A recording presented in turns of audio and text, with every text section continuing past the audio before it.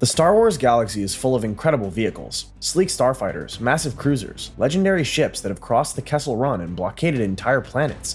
But here's the question nobody asks. Could you actually live in one? Not fly it, not fight in it, live in it. Sleep, eat, breathe, and wake up every single day inside it. Because some of these vehicles, they're not homes. They're prison cells with engines. And today, we are about to discover the 10 Star Wars vehicles that would absolutely crush your soul if you had to call them home. Some of these might surprise you. One of them is a vehicle fans have romanticized for decades, and honestly, it doesn't deserve it. Let's get into it. Number 10. Imagine you just moved into a warehouse. Not a converted loft with exposed brick and trendy lighting, an actual warehouse. No air conditioning, no ventilation, and it's parked in the middle of the Sahara Desert. That's what daily life inside a Jawa sandcrawler feels like. These things are massive, roughly 20 meters tall and over 36 meters long, originally manufactured by Corellia Mining Corporation for heavy ore extraction. They've got the square footage of a decent apartment building, so space isn't really the issue.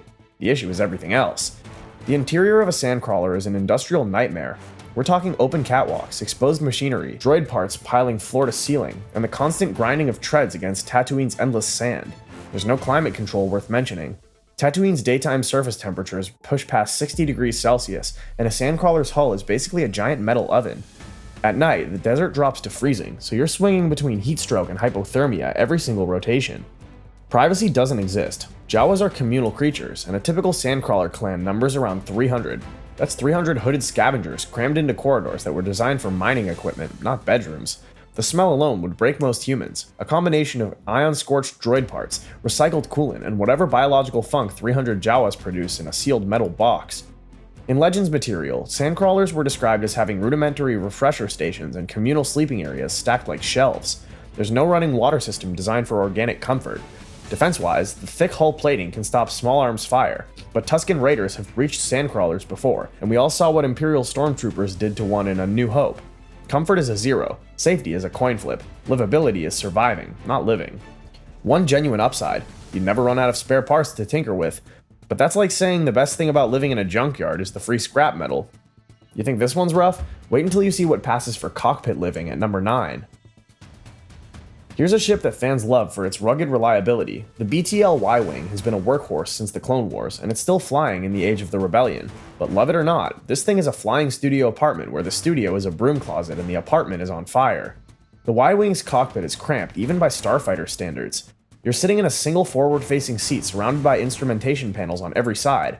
There's no room to stand, there's no room to stretch. Your entire living space is roughly the volume of a large bathtub. For a short mission? Tolerable.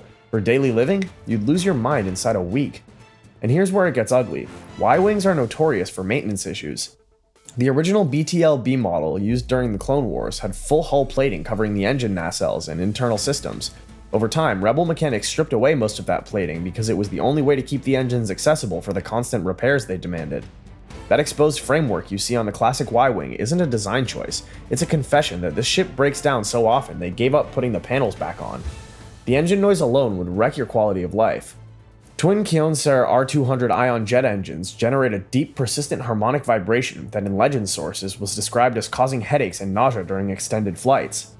The astromech socket behind the cockpit means your only neighbor is a droid who beeps at you. No galley, no refresher, no sleeping quarters. If you need to eat, you're cracking open a ration pack wedged inside your ejection seat. If you need to use the bathroom, well, the flight suit has a solution for that, and it's not one you'd want to describe to company. On the positive side, the Y-wing carries proton torpedoes and an ion cannon turret, so at least you can defend your terrible little home. But reliability for long-term living? This ship would nickel and dime you into madness with constant breakdowns. If you think a Junker starfighter is bad, the next vehicle on this list makes the Y-wing look like a penthouse. Number 8.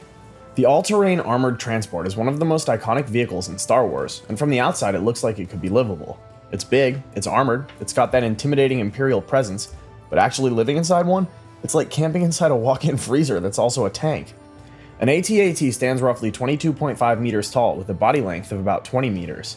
The interior is divided between the command cockpit and the head, a central troop bay designed to carry 40 stormtroopers and up to 5 speeder bikes, and a rear section for power systems and mechanics. The head section fits a crew of maybe 5, 2 pilots, a commander, and 2 gunners.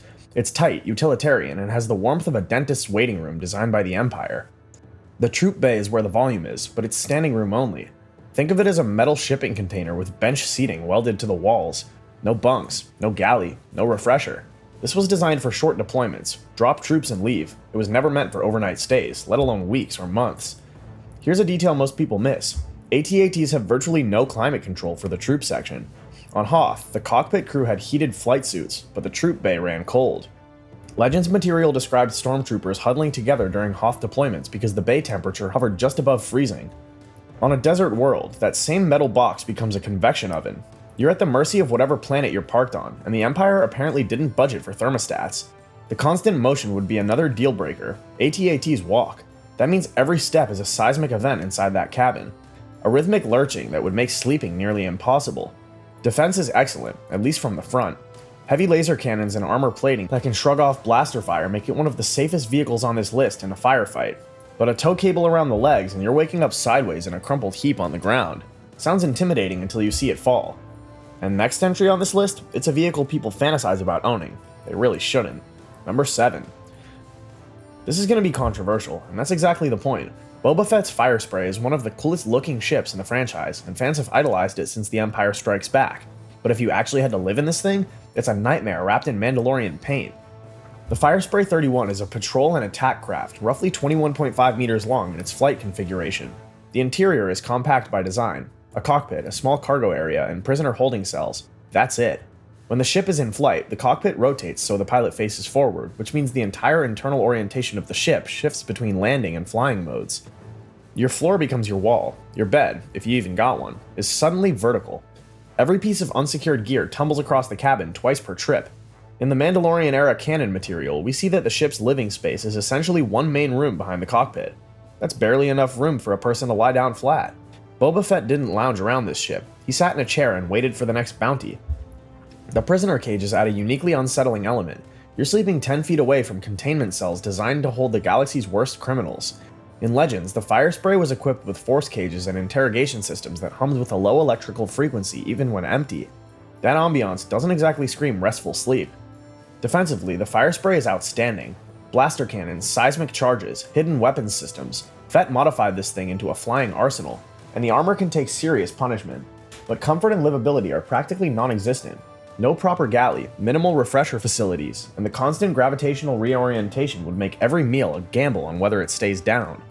Would you really want to live where Boba Fett lived? Because Boba Fett's entire lifestyle was built around not staying in one place long enough to care about comfort. That says everything. But here's the catch. The next vehicle actually tries to be luxurious, and somehow that makes it worse. Number 6. On paper, this should be the best vehicle on this entire list. The Katana is 30 meters long, features multiple decks, a full kitchen, bar, live entertainment, and enough room to throw a party for 100 guests. It's basically a cruise ship that floats over the Tatooine dunes. Sounds fine, right? Not even close. Living on Jabba's sail barge means living in Jabba's world, and Jabba's world is a sensory horror show. The main deck was perpetually filled with smoke from hookah pipes, the sour stench of Huttese cuisine, and the ambient moisture of Jabba's own biological secretions, a mucus-like slime that Hutts continuously produce to keep their skin from drying out. Former occupants in Legends lore describe the smell as something between rotting fruit and engine grease.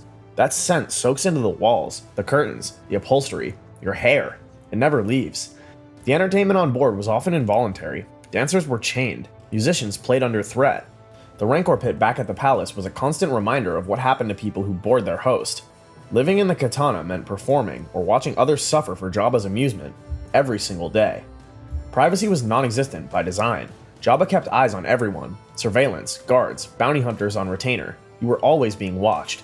The lower decks were cramped servant quarters with no ventilation and shared sleeping mats. The upper deck was Jabba's domain, and his moods dictated the atmosphere of the entire vessel. From a safety perspective, we all know how this story ends. Luke Skywalker turned the Katana into a fireball over the Great Pit of Carkoon. The ship had minimal defense weaponry, a single deck-mounted blaster cannon. For a vessel belonging to the galaxy's most powerful crime lord, that's embarrassingly underarmed. The luxury was a mask over a floating death trap run by a sadist. The comfort was an illusion, the company was terrifying, and the exit strategy was non-existent. Speaking of no escape, the next vehicle on this list doesn't even pretend to offer you any comfort at all. Number 5. If you ever watched the Battle of Geonosis and thought, that gunship looks awesome, you were right, it does look awesome. But living inside one would feel like camping on the back of an open bed truck during a thunderstorm, except the thunder is turbo laser fire. The low-altitude assault transport is roughly 17 meters long and was designed for one purpose: deliver clone troopers into active combat zones and provide close air support. The troop bay is completely open on both sides. Those iconic wing doors swing open during deployment, which means your living room has no walls. Wind, sand, rain, blaster bolts, they all come right in. There's standing room for about 30 clone troopers in full armor. No seats in the standard configuration. No bunks, no galley, no refresher.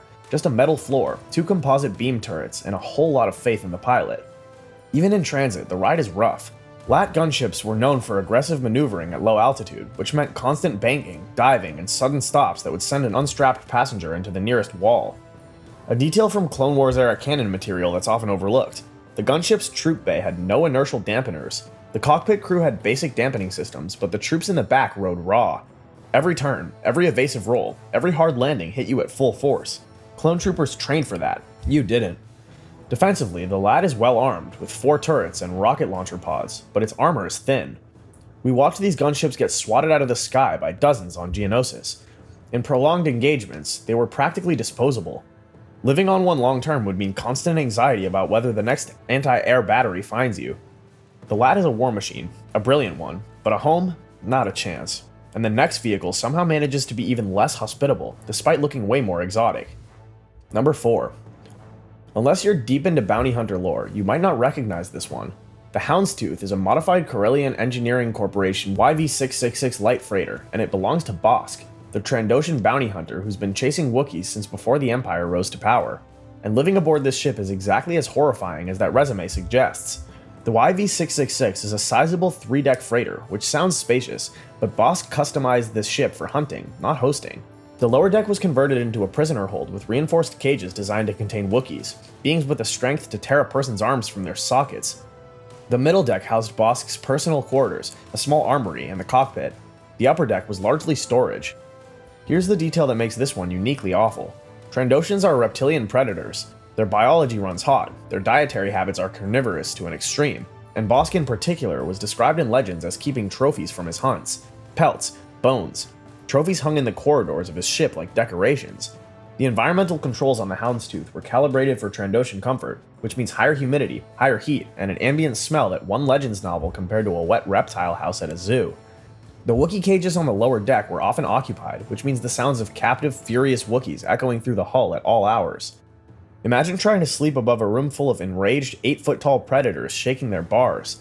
Now imagine the guy down the hall from you is a 7-foot lizard who hunts them for sport and religious points.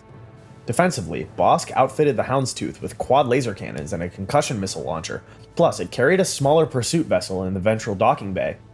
So it is well armed, but comfort? Privacy? The sense of personal safety that comes from knowing your roommate won't eat you? Zero across the board. But the next vehicle on this list makes the Houndstooth feel like a nature lodge, because at least Bosk's ship had rooms.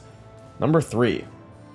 Here it is, the Coffin with Wings. The TIE-IN fighter is arguably the most mass-produced starfighter in galactic history, and it is spectacularly, almost impressively unlivable. The cockpit of a standard TIE fighter is a sphere roughly 2.4 meters in diameter. That's your entire living space. A ball. You sit in the center of a basic pilot seat, surrounded by a viewport and instrumentation panels. There's no room to stand. There's no room to lie down. You can extend your arms and touch both walls. That's your apartment. No hyperdrive, no shields, no life support beyond a basic atmosphere recycler that was designed for short-duration sorties, not extended habitation. TIE pilots wore fully sealed flight suits because the cockpit's environmental system was considered unreliable for anything longer than a few hours. In Legends material, TIE pilots who survived long engagements often reported oxygen headaches and temperature fluctuations as the recycler struggled to keep up. The TIE stands for Twin Ion Engine, and those engines sit directly behind the cockpit pod on either side of those massive solar connector panels. The noise is relentless, a high-pitched whine that has become one of the most recognizable sound effects in cinema, but would become psychological torture after a few hours of continuous exposure. There's no insulation between you and those engines. You feel every vibration in your teeth. No cargo space, no weapons storage, no food, no water, no refresher. And if you're stationed on a Star Destroyer, you launch from the hangar, fly your mission, and return. The TIE fighter was designed with the assumption that the pilot is expendable and the ship is replaceable. The Empire literally did not care whether you were comfortable, because they didn't expect you to survive long enough for it to matter. On the defensive side, a single well-placed blaster bolt can end you. No shields. Thin hull. The solar panels are structurally fragile. You're flying inside a glass ornament with guns. The one upside, those twin laser cannons are responsive and accurate, so you can fight, you just can't live. Think being trapped in a metal ball is bad? The next one is bigger, louder, and somehow even more claustrophobic.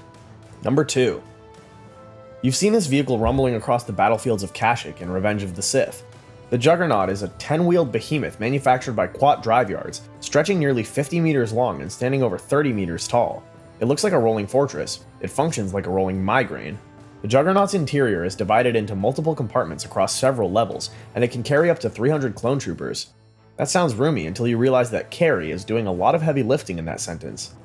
The troop compartments are stacked vertically inside the hull like drawers in a filing cabinet. Each level has minimal headroom, narrow aisles, and fold-down bench seating. It's a submarine without an ocean. Metal walls in every direction, artificial lighting, recycled air, and the ever-present knowledge that you're sealed inside a rolling target. Here's where it gets really unpleasant. The Juggernaut moves on 10 massive wheels, and those wheels transmit every bump, crack, and crater in the terrain directly through the hull. Kashyyyk's forest floors are riddled with root systems and uneven ground. Felucia's terrain was even worse.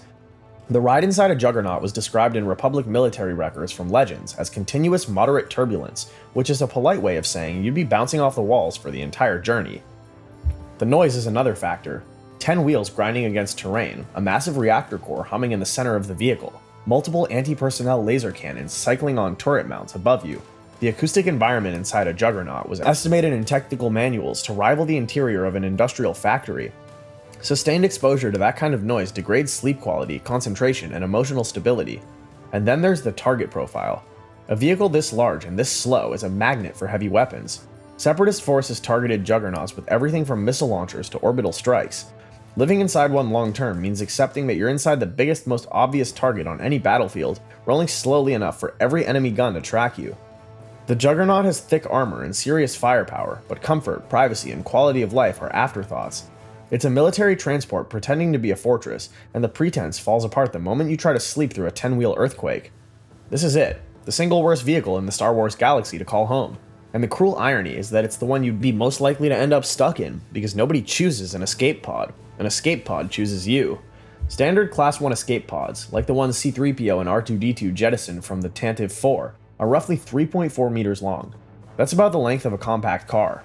The interior is a bare-bones capsule designed to keep a handful of occupants alive just long enough to reach a planetary surface or be picked up by a friendly ship. The keyword here is just long enough. These pods were never built for living. They were built for not dying immediately. Inside, you get a bench, a basic life support system with an oxygen supply rated for approximately 48 hours, depending on the number of occupants, a rudimentary communication transponder, minimal rations, and nothing else. No engine worth mentioning. Most escape pods use a single-use propulsion charge to clear the parent vessel, and then rely on gravity or inertia to reach a destination. Once you've fired that charge, you're drifting. You're cargo. The space is suffocating. 2 or 3 adults in a Class 1 pod would be shoulder to shoulder, knees touching, breathing recycled air that grows staler by the hour. There's no refresher, no temperature control beyond whatever the hull passively provides. If you land on a hot world, the pod becomes an oven. A cold world, a freezer. An ocean world? You better hope it floats, because most escape pods weren't designed for water landings. Privacy is a concept that doesn't exist in an escape pod. You're sharing a space the size of a restaurant bathroom with strangers, in crisis conditions, with no idea when or if rescue is coming. The psychological toll of that scenario is immense. In Legends material, accounts of extended escape pod survival described rapid onset of claustrophobia, panic attacks, and interpersonal conflict within the first 12 hours. Defense is non-existent. No weapons, no shields. The hull is thin enough that a determined pirate could cut through it with a plasma torch. You're a sitting target broadcasting a distress signal that could attract rescuers or predators with equal probability. There's exactly one pro to listing on this vehicle's review. It saved your life. That's it. That's the entire upside. Everything else is rock bottom. The escape pod isn't a home. It's a coffin that hasn't made up its mind yet, and that's why it's number 1. So there you have it, 10 Star Wars vehicles ranked from rough living to absolute rock bottom. From the sweltering junk heap of a sandcrawler to the suffocating despair capsule of a Class 1 escape pod, these are the vehicles that prove looking cool in a galaxy far, far away doesn't mean living well. Now here's the question I want to see in the comments. If you absolutely had to pick one vehicle from this list to live in, which one are you choosing? And maybe even more fun, which one would you refuse no matter what? Drop your picks below, because I guarantee this list is going to start some arguments, and I'm here for all of them. If you enjoyed this breakdown, do me a favor and subscribe. We put out deep dive Star Wars content every week, covering the lore, the battles, the characters, and the what-if scenarios that keep this universe endlessly fascinating. Hit that subscribe button so you don't miss the next one. And if you want more right now, click the link in the description to check out our last video. I think you'll love it. May the Force be with you, always.